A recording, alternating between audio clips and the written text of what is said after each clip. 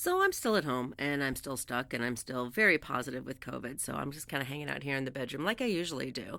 If you've seen any of my videos, you know this is generally where I record from. Though when I'm streaming, I'm usually downstairs in the studio, but it's really kind of cold and icky, and the dust and everything right now is not being made any better because of this. So, in the meantime, while I'm kind of stuck, kind of isolating a little bit here at home as much as I can with two kids, two cats, a husband, and my mom, who happens to live with us, I'm working on projects. And because at least I can write. Admittedly, the brain fog does make this more interesting, but you do what you can. Besides, I like doing it, and it kind of takes me out of my head. But here's the problem.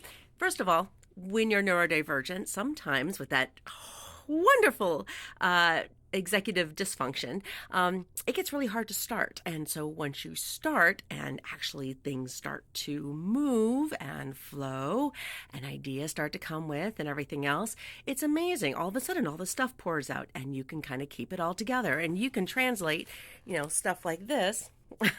Several pages worth of notes and ideas and everything else into something a little bit more, well, you can't see it from there, but just take my word for it, something a little bit more structured there.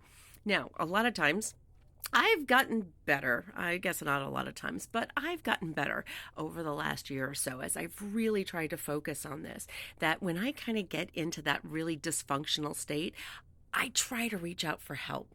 Like I'll go online, I'll message a friend, a fellow author, fellow creator, and go, "Hey, do you got a second?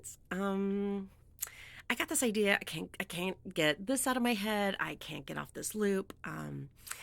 You got a second? Can you just hear me out?" And a lot of times, being fellow creators, they can't help but kind of "Yeah, I got a minute," and then you give them information, and then they kind of pick it up, and then all of a sudden you go back and forth, and it's amazing. And it kind of helps your mind it kind of primes the wheels to kind of get things going.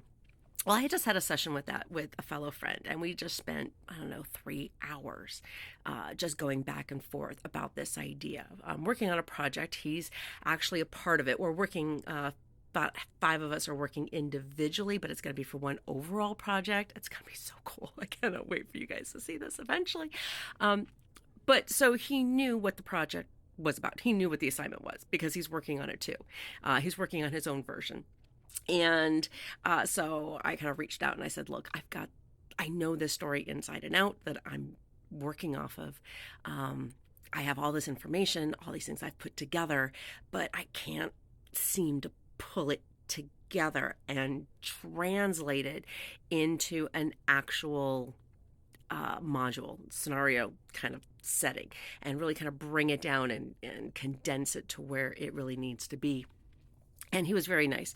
Thank God for friends, because he was able to kind of give me some ideas back and forth. We played around with it. I gave him the material. He kind of chewed on it and spit it back at me. And, like ABC gum, I was able to kind of pick it up and kind of work with it then a little bit.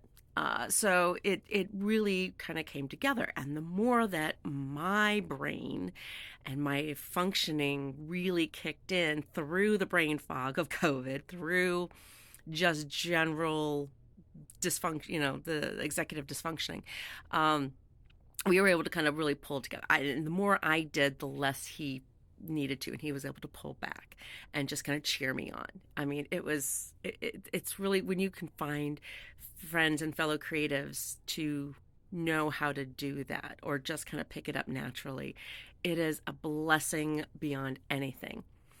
So that way the idea really stays original to me, and I'm not just kind of taking what he's giving me and throwing it in there. I'll always know there'll be one tiny spot. Oh, my cat's just doing their thing. Don't mind them. Stop. There's one tiny spot that I know will be primarily from him, but it's like 3 sentences, and he's totally good with this. So that's helped. But as a creative, do not feel bad about reaching out and asking for help from fellow creatives. It may not be the first or second one that you reach out to. They may not have the time, the brain capacity, whatever it is, or maybe they just don't come back with anything useful, which is a rare thing, but it can happen when it's like, Lily, I know nothing about this system or this project or anything. I really can't provide anything of value, but I'll be glad to listen. Um, but anyway, it's when you can find that creative friend or friends that it finally, like, yeah, I've got a minute, what do you need? And you go back and forth and it works out. It's like freaking magic. Don't be afraid to reach out, because the few times I have the worst time doing that, yay, trauma, self-reliance and independence beyond anything. Uh, but when you can finally reach out and go, I am having the worst time, I really could use a couple of minutes, it makes all the difference. And now I'm able to take everything from the last 3 hours that I've come up with, that he's helped pull out of me, and put it together into a module form. And it's still going to be almost all my work. I think pretty much all my work, and just with his thanks. So when it comes out, hopefully in the next few months, and you guys will see it, I'll definitely tell you. Otherwise, I need to get back to this, because I'm kind of at that point where, okay, we got all this out and everything else, and then somebody distracted me here at the house, and now I've lost it. So at some point, I need to get back and actually finish this up. But for now, don't be afraid to ask for help. It just might make the difference.